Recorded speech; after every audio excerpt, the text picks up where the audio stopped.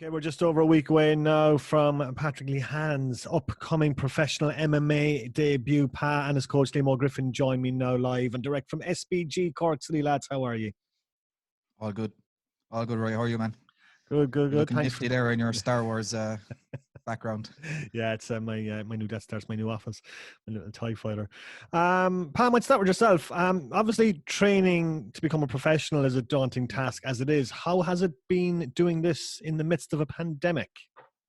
Well, I've been training like a professional really the whole time. Like I've been doing a session every single day, every 5 days a week or whatever. It's just been upping it now. It's tough during the lockdown, like there's less training partners. We have a small bubble like of elite athletes, like we were saying there a while ago. So like I have less bodies to train with, less of like a variety, but still we're getting in loads and loads of work like. And is there guys in a weight category there in the gym that you can train with? There's a lot of people heavier than me, and there's a couple of people lighter than me. There's not really many people my exact weight for this one. Like my main training partner, kind of for all my amateur fights, would have been Connor Toomey, but he's been out now because he's not he's doing his leaving cert now, like, so he can't be training anymore, Exactly. So, yeah. We have to make do. So training for a professional fight compared to the amateurs, I mean, like, as you say, you've always been training as a professional, like almost all your life. So has anything changed? Have you focused on anything more specific, or just has the general workload increased? Yeah, the workload has definitely increased. We've, especially the strength and conditioning, that's kind of the biggest thing to be stepped up. Like I've been working with BUA Health and Fitness. They've been looking after all my strength and conditioning and all my nutrition and my diet and everything like that. And that's been like very, very regularly, like every single day. We've been on the ball with them, and that it's been tough, but it's been brilliant working with them. The last time I saw you fight was in Neptune Stadium in Cage Warriors, with that fantastic win over Shane Garrity that really, I suppose, propelled you into the limelight and kind of marked you out as one to be noticed and to take note of for the future. Did you notice kind of an increase in attention on you after that fight? 100%. Yeah, it was a big stage, like, but I had the ability to do that all the time. I've been fighting very, very tough opponents my whole career, my whole amateur career. I was always fighting people that I should have lost against. So I never had an easy fight. And that night I just got to prove to everybody what I can do, against a good opponent as well. Like, but I've started stringing wins together now at the end of my amateur career. And then obviously lockdown happened, but we decided to just go pro, just go for it now. Actually, a couple of cancelled fights, obviously, over the last year, which must have been kind of very frustrating, I guess. Yeah, very frustrating. I had flights booked to England and opponents pulling out and COVID hit, and there was just, loads of hiccups, like. Yeah, that must be very, like, you haven't fought now since what, November of 2019? Yeah. Which is a long time. It's like 16, 17 months in a fighter's career. It's an incredibly long time. But how do you avoid, I suppose, that frustration getting to you and kind of like affecting you, I guess?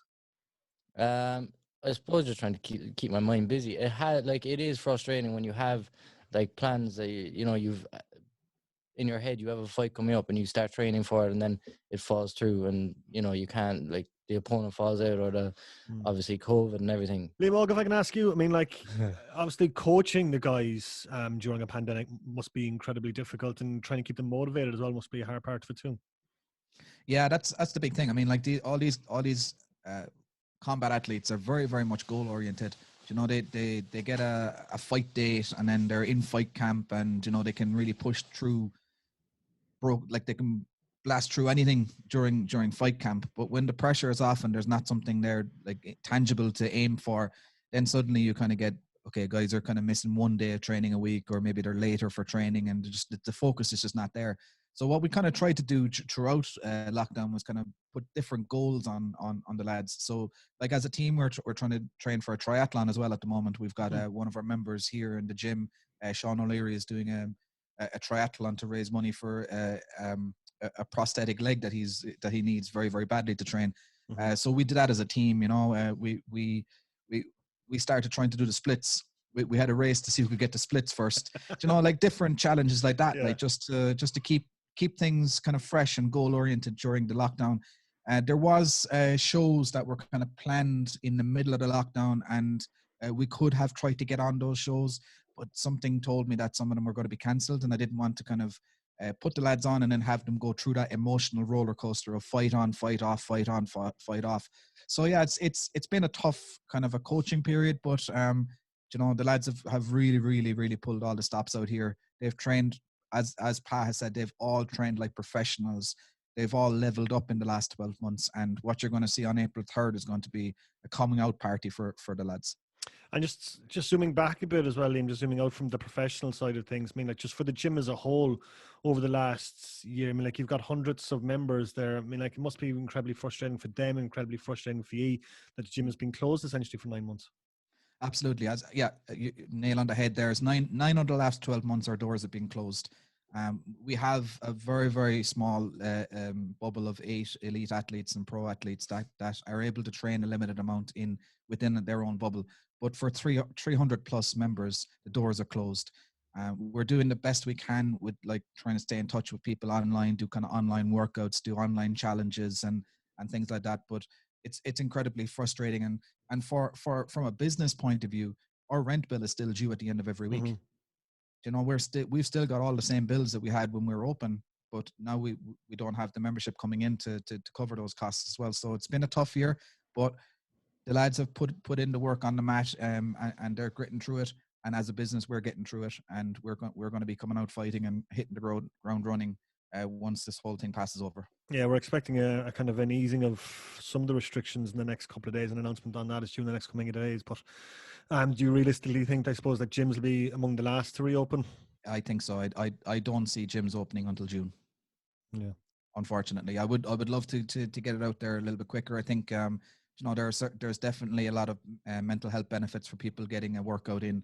You know, that we managed to do it in a level 3 lockdown where we had, you know, limited numbers, socially distanced classes, non-contact classes and stuff like that. I think I would welcome a return to that sooner rather than later, but I just don't see it happening. Fingers crossed anyway. Talk to me about this young man here sitting next to you. I mean, like, as I mentioned, really making a name for himself and really putting himself out there with that Cage Warriors fight Neptune almost 18 months ago. Yeah, it was a phenomenal performance. I mean, like as past coach for however long he's been training, I always knew he had the potential to do that. But that night, as he said, everything just clicked together for him, and it was the knockout of the night. It was arguably the fight of the night as well. You know, I think it was more exciting than even the pro fights that were on that night, and that was a great card. You know, so you know, like it just was a great performance. And then a couple of weeks later, we had a title fight over in about an hour north of Liverpool, where he took out an unbeaten kid, like 8-0 in 2 weight classes above him, and he submitted him in the second round and absolutely dominated him throughout. You know, so like this is like when Pa is turning pro, he's ready to turn pro because he's completed one of the toughest apprenticeships in the amateur ranks that any fighter has had to do in Ireland in the last number of years. Every single fight he's ever had has been against either a current champion for a title or against an IMAF gold medalist, or, you know, and they're all really tough fights. And he's never, ever been beaten up. He may have lost the decision or he may have got caught with a submission towards the end of the fight, but you've never seen Pa being dominated or beaten up. He's always there to fight. And now towards this part of his career, he's there to dominate and have his hand raised at the end. And that's what you're going to see on April 3rd. So heading into a fight like this, Liam Óg, I mean, like, do you sit down with Pa and say, like, we need to work on XXX, or is it just more of a general kind of process? Do you just kind of work on everything? Or do you say, look, we have to focus on striking for this fight, or how does it work? Yeah, well, particularly during this pandemic, we're not going to specifically game plan for one opponent because like everything could go, you know, belly up on a moment's notice. So like we've got our eye on the long-term goal here. We're talking being a UFC champ within the next 10 years, you know, and like that means he has to be a black belt in jiu-jitsu. He has to be a world-class boxer. He has to be, you know, a world-class wrestler, be able to deal with the Russian wrestlers, be able to deal with, you know, like the Kazakhstani fighters that are on the rise at the moment. We have a whole African nation that's just discovering MMA in the last couple of years. We have to deal with them as well. So we have our eye on the long-term goal always. Leon Hill, his opponent for this fight, is a very, very tough kid. but we're not focused on anything except becoming black belts everywhere. And Pa, have you seen Leon fight? Do you know much about him? Yeah, me and Leon have both been around the amateur scene for years now. We never got the chance to fight at amateur, but like people I fought have fought him and things like that. But it just never seemed to happen. He's a sound lad though. I've nothing against him, but I can't wait to punch him in the face. But stylistically, I suppose, how do you compare and how do you contrast? he's like a long, skinny, lanky boxer with kind of all right jits, you know. But I feel like I'm going to be way too powerful for him, way too quick for him. My boxing is going to be way better than his. My grappling is going to be way better. Yeah. Liam, do you see it that way as well? Yeah. No, I think the Pa's experience is going to ring through here. He's fought different styles from all over the world, and he can put it together better than anybody in the country at the moment at lightweight. I see this being a very, very entertaining fight, but one that Pa will win. So it's Cage Legacy happening next week. Obviously, it's behind closed doors, so it's going to be streamed live on the night, lads. I take it. Yeah. Yeah, so it's a pay-per-view event, and this is probably going to be the model for MMA shows for the rest of this year, I would imagine. It's worked out decent enough. I mean, the support from the fans has been awesome. Pa is top ticket seller on the event, and as far as we're aware now, it's also the main event of the show, which is not bad for a lad from Cork making his pro debut. And there's still tickets available. So if anybody hasn't bought tickets, you can go to Pa Lehane. What's your handle on Instagram? Pa Lehane. It's just Pa_Lehane at Instagram, and Patrick Lehane on Facebook. And you'll get the link to the pay-per-view there. It's only a tenner. I mean, for 25 fights, and there's 8 pro fights on that card as well. A tenner, it's a steal. An absolute steal, and there's it's going to be a phenomenal performance. We've got 4 lads from SBG Cork on the card. There's also Fia Maguire from MMA Cork is on the card also. There's 3 lads from Samson Martial Arts on the card, so there's a lot of Cork representation on the card. We've got Dylan O'Donovan. I don't know, has Dylan been on with you before, Rory? Dylan is the main event of the undercard, and then we've got the Karate Twins. You definitely have interviewed these guys before. Sean has the first martial arts Olympic medal for Ireland. Yeah, he's so like these kids, they're making their amateur MMA debut, but they're scary dudes to be making a debut. Great to see so many Cork lads on the card as well, because I mean, like, the scene had slowed down a bit in the last couple of years, but it seems to be picking back up. Yeah. I mean, like, there's plenty of clubs there. There's plenty of shows. I mean.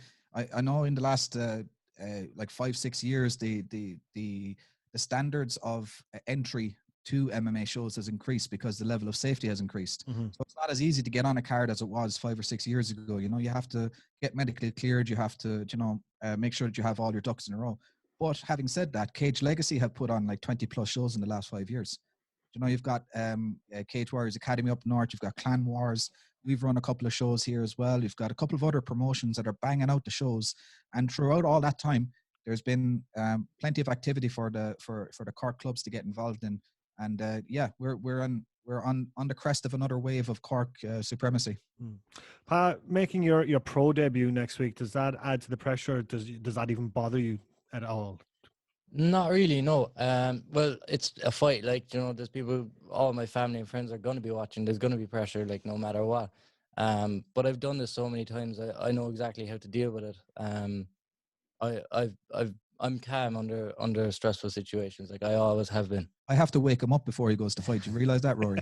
He falls asleep in the changing room before his fight. I have to wake him up to warm him up and then bring him to the cage. He's still yawning on his way to the cage, and then he puts on a masterclass. Well, I'm certainly looking forward to watching that masterclass on April 3rd. Pa, I'm not going to wish you luck as you don't need it, but just get it done, buddy.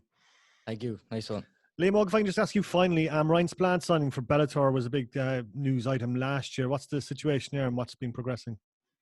Yeah, so it was a huge thing, and it was something that we actually had signed a year previous, but we weren't allowed to announce because it's a kind of a developmental contract. But In the interim, with COVID, Bellator don't have a kind of a setup in Europe to host an event this year. So what we've negotiated is the one fight release. So he actually makes his pro debut in London on Battle Arena, and he will be fighting a local Londoner there. Well, I think he's from Eastern Europe, but he's grown up in London. His name is Romek Sim, and Romek Sim is 2-0 as a pro, 3-1 as an amateur. So it's a tough test for Ryan. But Ryan, like last year, he won his third IMAF gold medalist, his third IMAF gold medal by taking out an unbeaten heavyweight champion from Australia in less than a minute. You know, so Ryan is on fire, and the improvements he's made in the last 12 months alone, like what he's going to do in July is just going to be something to behold. I'm looking forward to it, and it'll mean that he hits his Bellator contract with he'll hit the ground running for it, and there's going to be a lot of big hype around him over the next couple of years.